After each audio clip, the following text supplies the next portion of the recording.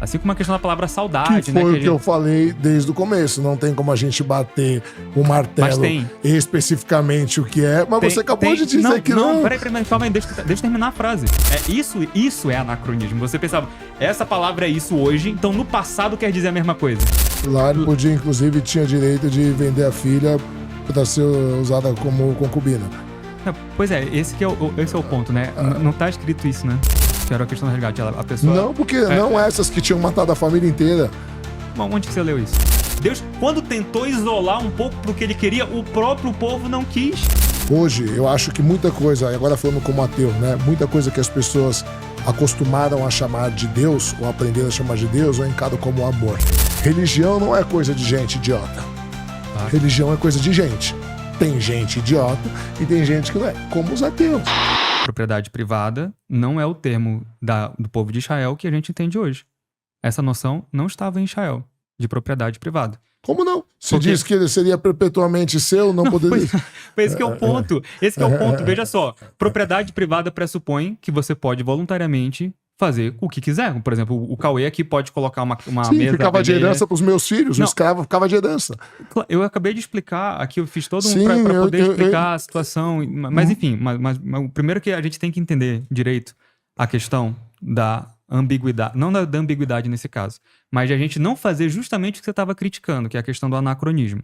De eu ler a palavra propriedade na Bíblia e falar assim, olha só, propriedade. Então é o que é propriedade privada hoje em dia, que começou a ser discutida com os liberais, que John Locke defendia, que aí a tradição liberal foi desenvolvendo, etc, não sei o que e tal.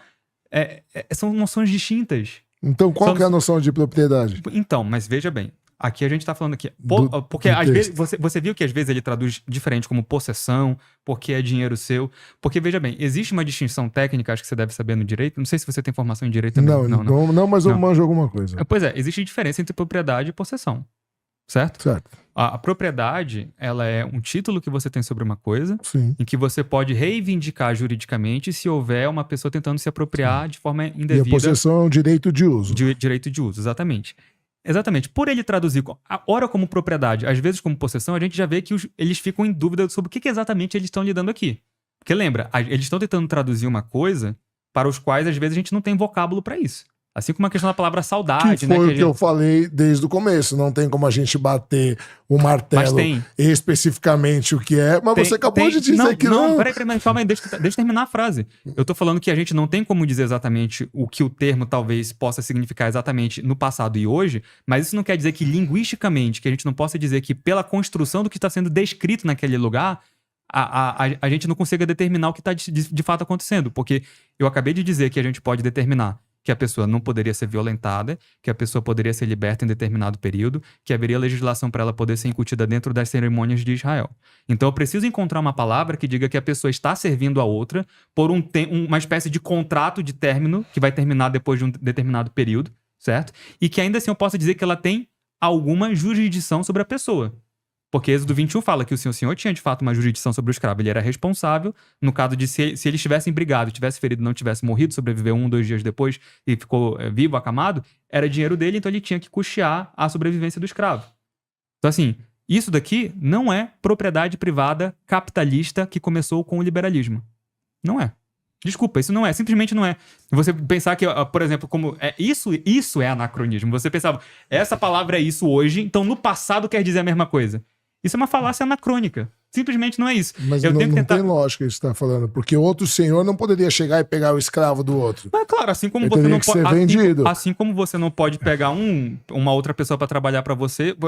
Eu vou dar o meu exemplo aqui. Você falou assim, as pessoas, escravidão, a pessoa não pode sair livremente a hora que quiser.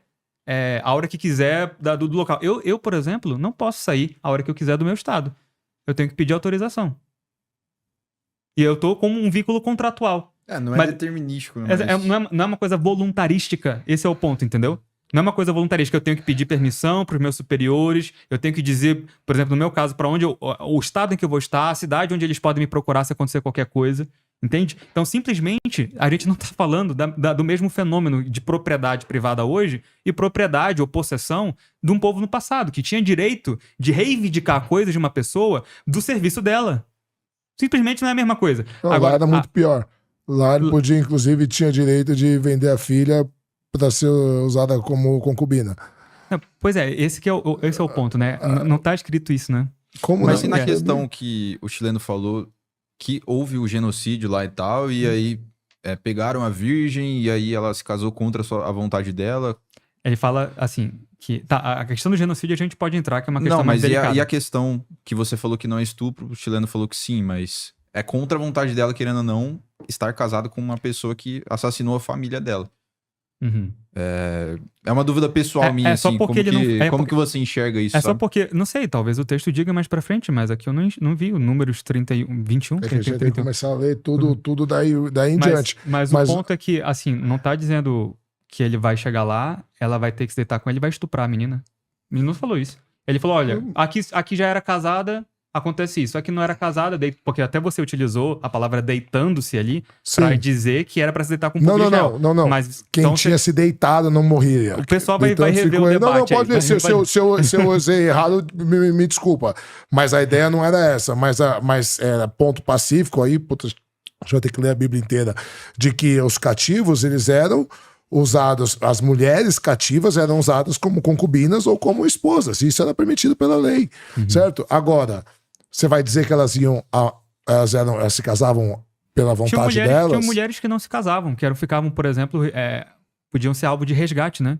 Que era a questão do resgate. A pessoa... Não, porque essas que tinham matado a família inteira.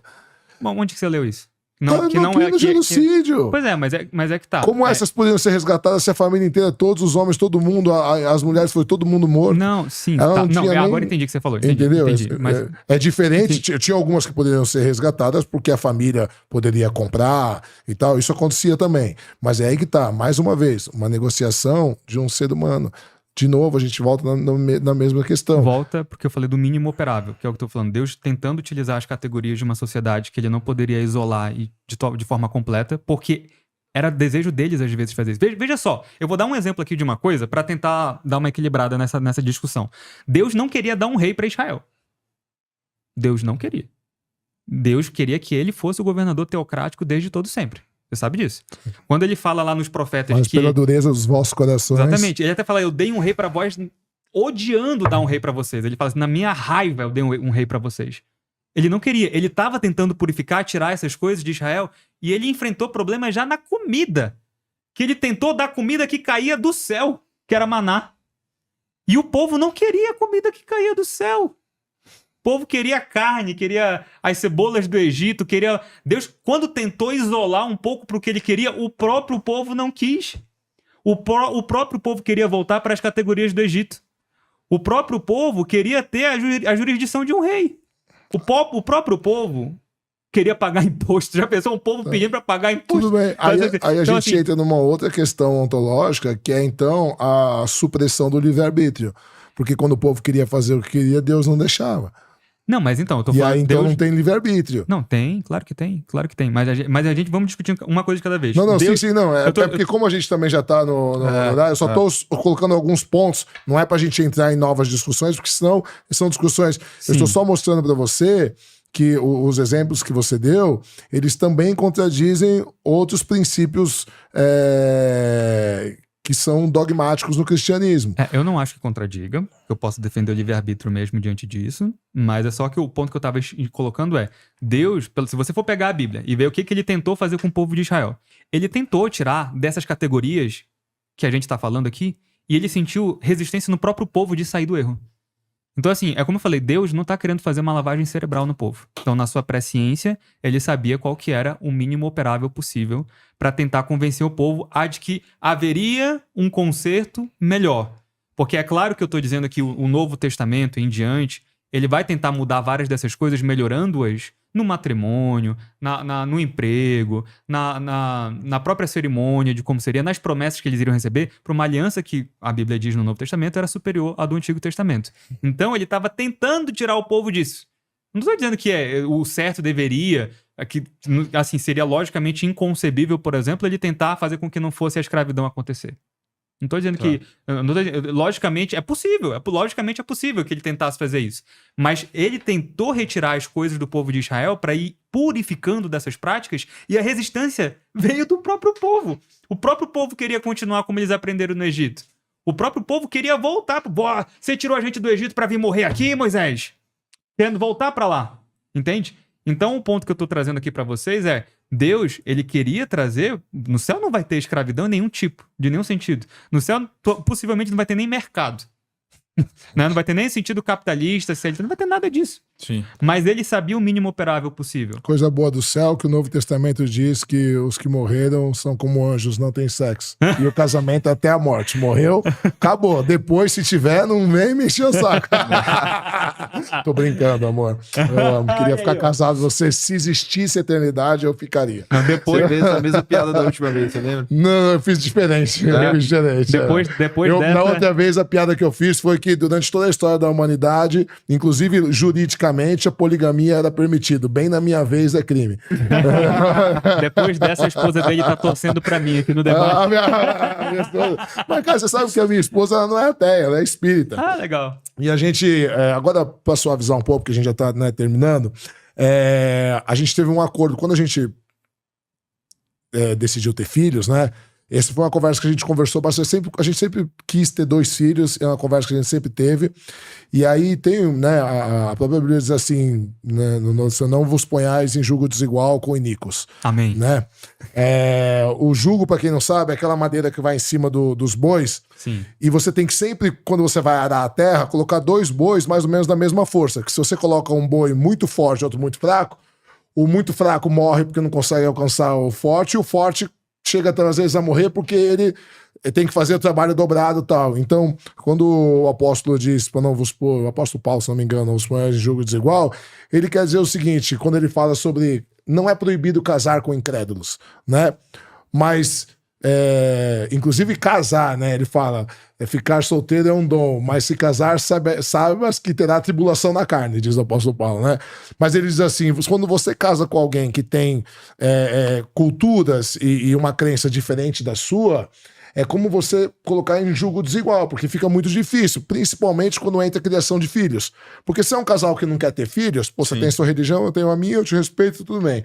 Agora, quando vai ter filhos, e aí? O que a gente vai ensinar? Então, no meu caso, por exemplo, que sou ateu, minha mulher é espírita. Meu sogro é católico. Mas ele acha inadmissível eu falar pros meus filhos que eu sou ateu e tal. E eu digo assim, cara, eu sigo muito aquela frase da Frida Kahlo, né, que diz assim, não quero que você pense igual a mim, quero apenas que você pense. Uhum. Então, qual foi o acordo que eu fiz com a minha mulher? A gente vai responder tudo o que eles quiserem saber. De todas as religiões que eles quiserem saber. O que eu acredito, o que eu não acredito, o que eu uso. E a gente vai deixar eles livres para eles estudarem, para eles poderem ter a escolha pessoal deles. Legal. Então, o que eu queria falar aqui, né? Embora a gente teve todo esse debate acalorado e tal, não é nada pessoal. Claro. Não tenho nada contra o Matheus. Foi um debate acadêmico, né? Sobre semântica, uma série de coisas, tal. O que diz, o que pretende, tal. Se aprofundou bastante e não deu para pegar todos os não deu para pegar, porque são tópicos, porque são temas muito delicados e que são temas que são discutidos aí há pelo menos 1.500 anos, né? Não vamos ser os últimos a discutir sobre isso, não fomos os primeiros, nem seremos os últimos. Mas a ideia, pelo menos que eu sempre tento manter, o Cauê e o Matheus, pelo visto também, pelo que eu há pouco eu acompanhei das suas redes, não tive muito tempo para ver, é o respeito. Claro. Né? Então, assim, e eu encaro hoje, eu acho que muita coisa, agora falando como ateu, né? Muita coisa que as pessoas acostumaram a chamar de Deus, ou aprender a chamar de Deus, eu encaro como amor, né? Então, se você tiver amor, aí usando uma passagem do Novo Testamento, né? Se você amar o seu próximo com outro mesmo, se você realmente for alguém que respeita as outras pessoas, que você ama os outros, não estou dizendo amar no sentido literal, mas você tem consideração pelos outros, é uma pessoa ética, você não vai querer impor a sua vontade. Claro. Né? Enquanto eu acredito muito que o meu direito vai até onde começa o seu. O que me incomoda, eu não sou um cara incomodado com as religiões, não sou um ateu incomodado com a crença dos outros. Inclusive eu tenho amigos meus que viviam uma vida horrível, usavam drogas, se metiam em confusão. O cara descobriu uma crença, o cara é um pai melhor, O cara é um marido melhor, um ser humano melhor, um patrão melhor. Então eu falei pra ele, cara, eu quero mais que você. Ele fala, pô, por que você me incentiva aí na religião se você não acredita? Eu falei, porque eu vi quão melhor você tá. Tem gente que piora, né? Tem gente que usa a religião como muleta pra fazer coisa errada, né? E aí eu vou fazer uma frase do professor Cortella, só pra finalizar, ele fala assim, eu achei muito legal essa frase dele, que ele fala assim, religião não é coisa de gente idiota. Claro. Religião é coisa de gente. Tem gente idiota e tem gente que não é, como os ateus, né? Por exemplo, eu sou muito fã de Nietzsche. Nietzsche tem uma obra chamada O Crepúsculo dos Ídolos e ele... Uma coisa que eu discordo dele, né? Ele chamava a religião de muleta metafísica. É metafísica porque você não tem como provar. Você discorda dele? E nesse ponto, sim, vou te explicar por quê. Não que seja uma muleta metafísica, eu concordo que seja uma muleta metafísica, mas a muleta ajuda você. Porque você precisa da muleta o quê? Quando você tá machucado, quando você não tem uma perna. Então, se vai ter pós-vida ou não, se Deus existe ou não, não importa. Se ela tá te ajudando agora, ela tá sendo importante. Aonde eu discordo dele? Ele começa o livro dele, Crepúsculo dos Ídolos, dizendo assim, quebrantarei vossos ídolos, porém não espere que eu coloque nada no lugar. Eu acho isso falta de amor. Entende? Porque, por exemplo... O meu pai é um cara que viveu uma vida muito louca, usou droga, foi preso, fugiu de casa com 10 anos e tal, ele descobriu a religião. Ele vive hoje para reencontrar minha mãe. Minha mãe vai fazer 7 anos que minha mãe faleceu. Que idiota eu seria de chegar lá e pôr dúvida na fé do meu pai. E falar que Deus não existe, não sei o quê, e querer convencer ele, conseguir convencer ele de que a Bíblia tá errada, que Deus não existe, que ele não vai ver mais minha mãe. Sabe o que acontece com ele? Ele morre. Ele morre, porque hoje ele vive em função de querer reencontrar minha mãe, que é o que ele fala todo dia, entende? Então eu acho falta de amor, falta de respeito eu chegar aqui e querer... Então por isso que eu falei no começo, o propósito não é te convencer e nem você me convencer, e eu tinha certeza, até por você ser um cara estudado e convicto, eu posso falar o que eu quiser aqui, que eu não ia te convencer, que você, a não ser que eu trouxesse provas materiais irrefutáveis. E como quando a gente fala de metafísica, fica mais difícil a gente trazer provas irrefutáveis. Mas eu respeito muito, né? Queria agradecer você, respeito quem tem religião. O que eu sou contra é quem quer impor a sua fé como verdade absoluta acima dos outros. E aí você passa da questão onde o seu direito começa, o meu termina. Entende? Essa é a minha única objeção com quem é radical e quer impor. Quanto a isso, cara, se acreditar em Deus te faz bem, se a religião te faz bem, se você é uma pessoa melhor, eu quero mais que você creia.